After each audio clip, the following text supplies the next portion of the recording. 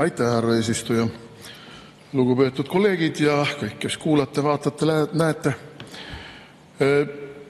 Valimiste teema on tegelikult keskne teema, et tagada riigi püsimine ja rahva osalus, reaalne osalus riigi juhtimisel, riigi kursi määramisel.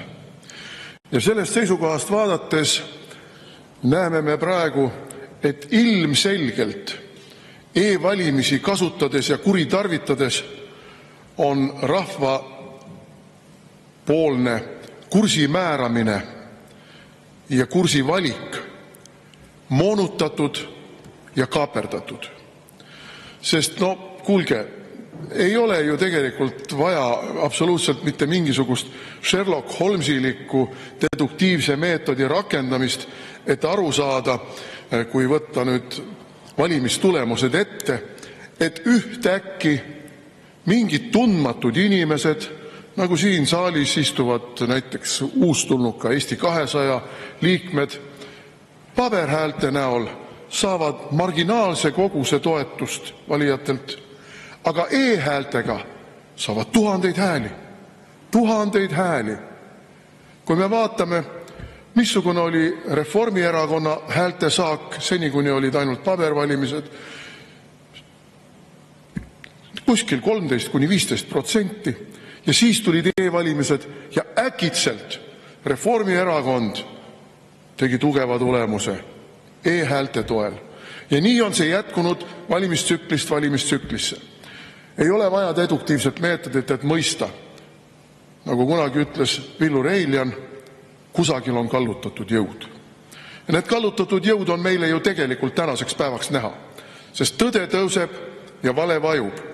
Ja tänasel päeval me näeme, et Eestist on e-valimiste abil, e-valimiste kuritarvitamise teel saanud maffiariik.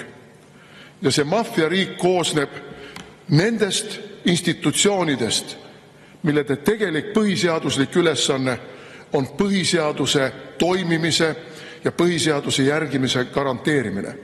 Siia kuuluvad Riigikantselei, siia kuulub õiguskantsler, siia kuulub Riigikohus, siia kuulub kaitsepolitsei ja võime leida loomulikult ka Kadriorust ühe härra, kes sinna on sattunud jällegi sellesama e-valimiste kummalise kasutamise tulemusena ja kes kiidab põhimõtteliselt kriitikavabalt alati heaks kõik selle, mille ta heaks kiitma peab, sest ta ei ole sõltumatu, võimude lahusust meile väga selgelt demonstreeriv institutsioon.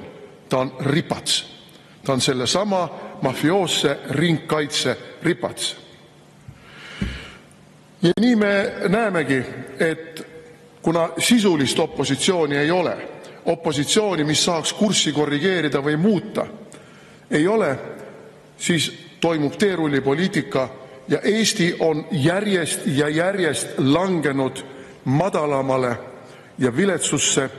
Ja kui me võtame kas või selle kulunud ütlused, võrreldes saatuse kaaslastega on meil läinud väga hästi, siis ei ole, ei vasta tõele, kallikesed.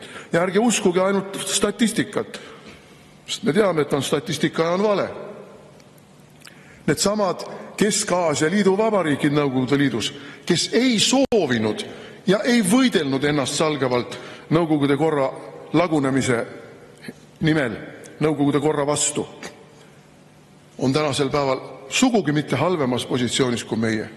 Teid ehitatakse, kiirrongid sõidavad, naftat kaevandatakse, rohelollusi ei tehta, bürokraatiaga ei tapeta majandust. Jah, nad on autoritaarsemad, aga see on avalik autoritaarsus, mitte selline e-valimistega, petukaubaga meile pähe määritud mafioosne ringkäendus. Ja lõpetuseks, valimisseadus vajab kindlasti muutmist ka selles suhtes, et meil kaoks ära mingisugune aknaaluste kamp. Need, kes välja visatakse, need, kes fraktsioonist lahkuvad, peavad lahkuma ka Riigikogust. See lööb õhu puhtaks. Ei ole mingisugust juttugi, et mingid tegelased leiavad äkki endas üles sotsiaaldemokraadi, ehkki nad siiani on sotsiaaldemokraate siitsamast puldist kritiseerinud, või leiavad üles isamaalised tunded, ehkki enne seda võitlesid hoopis teiste aadete eest. Neile ei ole antud mandaati. Mandaat anti erakonnale ja ainus erand peaks olema see, kui keegi on saanud isikumandaadi. Neid on väga vähe, sest isikumandaat annab tõesti mandaadi siin iseseisvalt oma asju ajada. Aga aknaalused koligu siit majast üldse minema. Aitäh! Aitäh!